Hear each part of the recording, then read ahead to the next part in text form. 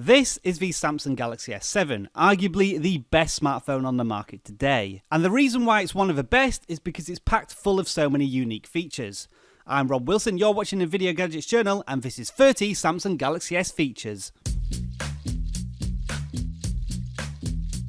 There are two ways to take a screenshot on your Samsung Galaxy S7. The first is to hold the power button and the home button at the same time.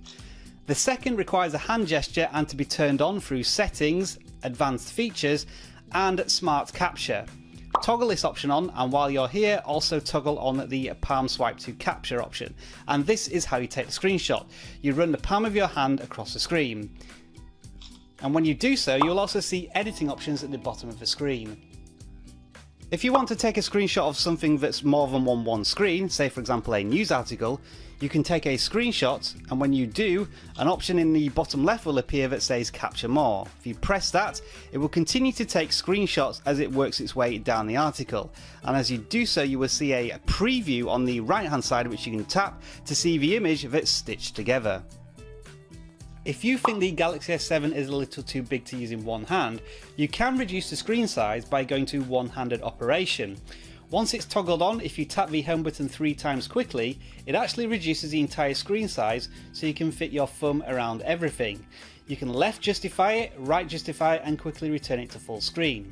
In addition to this, some apps have one-handed input, such as the phone operations, which are shortened so that you can again reach all the number pad very easily with just your thumb. If you want to look at your screen without actually having to touch it when it's locked, you can do so by going to Accessibility in the Settings, Dexterity and Interaction, and then turning on the Easy Screen mode. When your phone is locked, if you just run your hand over the top of it, the sensor will pick up and show you the screen. One feature Samsung have been very keen to show us is the always on display that gives you a calendar, time, notifications when the phone is locked, and it uses up about 1% of battery per hour. To turn this option on, if you go to the settings and then go down to display, there will be an option for always on, and you can change your settings a little bit, schedule it for when it's on and the content to show, although it is a little limited. Once the screen locks, the always on display should show. The assistive menu is this little button here that floats on your screen, and you can drag it around, snap it to where you want to, and it will also appear in apps. If you press on it, it gives you a couple of options such as going back, the notification panel, recent apps and other accessibility options.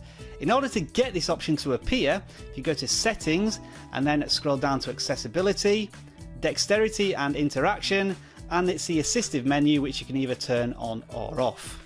For saving a battery on your Galaxy S7, you have two options, both accessed from Battery in Settings. The first is the traditional power saving mode, and if you turn this on, it will restrict your device in terms of syncing up to the internet, vibration, feedback and performance. If you want to go more extreme, you can use the ultra power saving mode, but that's going to turn off things like Wi-Fi, Bluetooth. You'll get a very simplified version of your smartphone, and it's going to turn off all your colours as well, so use that only in extreme circumstances. But obviously if you look here, you can save a lot of extra battery power by turning them on. When you first switched on your Samsung Galaxy S7, you probably set up a fingerprint scanner for at least one finger, but it's worth setting it up for multiple fingers if you wish, and to do this you go down to Lock Screen and Security and Fingerprints.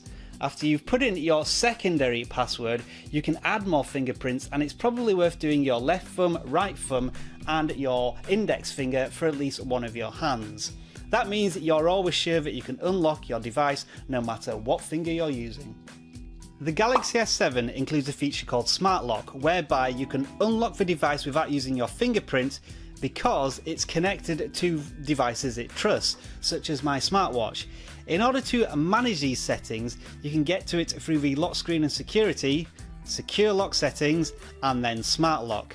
In this screen it will show you all the devices that are connected through the Trusted Devices Smart Lock option, in this case a smartwatch. You can also set it to have trusted places, so that if you're at home and you know you're going to be unlocking a device a lot and you don't need a fingerprint scanner, you can set that location as a trusted area. Although the Galaxy S7 isn't the largest device on the market, there is a split screen mode. If you press and hold the recent apps button, that will split the screen in two, and then you can select an app for the top half of the screen and an application for the bottom half of the screen. The active window is highlighted blue, and you can use the toggle in the middle here to increase or reduce the size of the screen, and press on the other application to then do the same thing. If you want to back out of any of this, just use the home button to return to the home screen. A second way to multitask on your device is to go to Settings, Advanced Options, and then turn on Pop-up View Gesture. When you do this, certain applications will be turned into windows if you want to. For example, if I go to Facebook and drag down from the top left-hand corner of the screen, that will turn it into a window that floats on my home screen. You can then resize the window or use the white button at the top to drag it around the screen, and long press on it to get various options such as closing it down and even minimizing it into a floating button.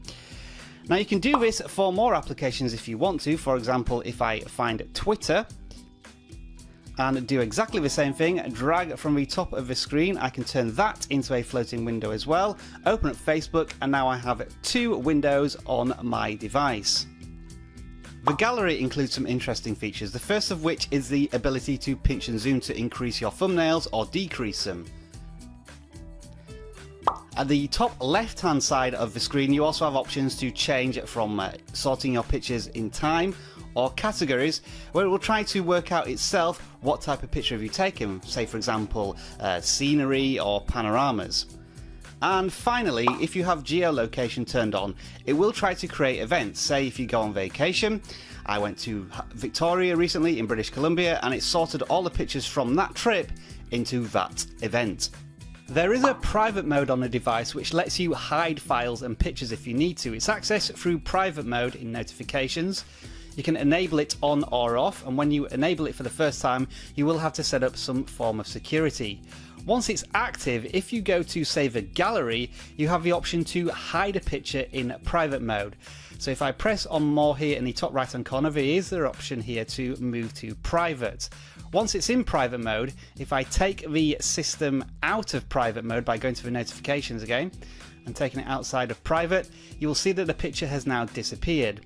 If I re-enable private mode through again the notifications, and it will ask me for a security pattern code, the picture reappears. If you press and hold the home button, this will launch Google Now, which gives you contextual information based on what's currently on screen. In this example, it's about a famous soccer player, and it gives me options to look at his Wikipedia page, Instagram, view videos about him on YouTube. One of the more unusual features is sound detectors, where you can either have a baby crying or the doorbell ringing from your house and it will alert you. Now unfortunately I don't have a baby at hand, so I'm going to enable the sound detector for the bell. So you go to accessibility, then hearing, then sound detector, and then turn on the doorbell detector. When you first enable the feature, you have to record the actual sound of a doorbell ringing, so you press on the record button and then actually press on the doorbell. Then stop the recording. At this point your device will want to hear the sound again, so you have to play the recording and press on the doorbell once again, and if it's the same sound, it should confirm that the sound has been recorded for your device. Once the sound is recorded and you enable doorbell detector, simply press the doorbell again, and wherever you are on your device, it should alert you that the doorbell is ringing. The S7 comes with a fully integrated games mode, and it's accessed by going to Settings, Advanced Features, and choosing Games at the top. Make sure Game Launcher and Game Tools are switched on. We'll look at Game Launcher first. This puts all your games into one folder on your home screen, and you have additional options here such as downloading new games, turning on or off alerts, recommended games in top charts, but the most interesting thing here is the save power during game option, which gives you three options to save power by putting the frame rate lower and the resolution lower, and so on.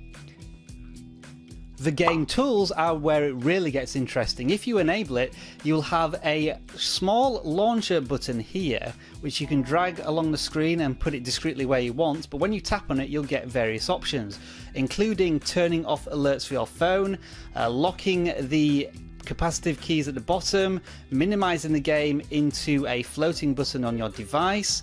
You can even take a snapshot as well through the option there, and one of the really useful features is a record feature, which will actually record your screen as you're playing. So then you can upload the videos maybe to YouTube or another gaming social media platform.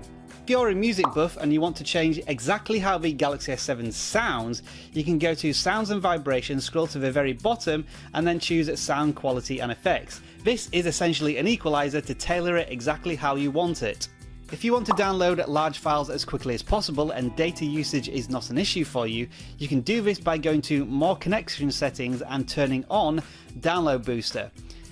When you have a file of over 30 meg, you can use both your Wi-Fi and LTE network to use the connection and download as quickly as possible.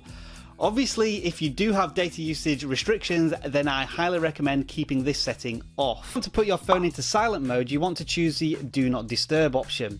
From here, you can enable it or schedule it so that it turns on and turns off at certain points in the day and time. There are a few customization options, and if you want to do this even quicker, you can go to the settings on your notification tray and use the Do Not Disturb option to quickly turn it on and quickly turn it off. If you want to set a rotating wallpaper on your lock screen, you can do so by going to Wallpapers and then changing the option to Lock Screen, and then selecting from the gallery. From here you'll be able to select more than one picture. So if I take 3 pictures as an example and press done, that will set the lock screen to rotating wallpaper.